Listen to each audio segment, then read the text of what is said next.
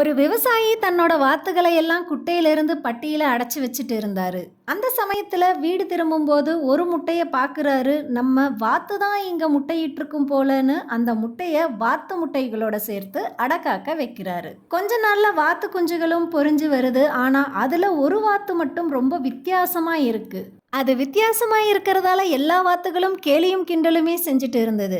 கேளிக்கைக்கு உள்ளான இந்த வித்தியாசமான வாத்து ரொம்ப மனசுடைஞ்சு, இனி இந்த இடத்துல நம்ம இருக்கணுமா, நம்ம வித்தியாசமா இருக்கிறது நமக்கே தெரியுது அப்படின்னு அந்த இடத்தை விட்டு கிளம்ப முடிவு பண்ணுது. அங்கிருந்து போறப்போ வழியில சில வித்தியாசமான பறவைகளை பார்க்குது. அவங்க எல்லாமே இதை போலவே இருக்காங்க. அப்போதான் புரியுது, நான் வாத்து இல்ல அன்னப்பறவைன்னு அந்த வித்தியாசமான வாத்துக்கு. நம்ம மற்றவங்கள போல இல்லைன்னு வருத்தப்பட தேவையில்லை. ஏன்னா நம்ம ரொம்ப ஸ்பெஷல். நம்ம அன்னப்பறவை, வாத்து இல்லை. இந்த கதையிலிருந்து என்ன தெரிஞ்சுக்கிட்டீங்கன்னு கமெண்ட் பண்ணுங்க.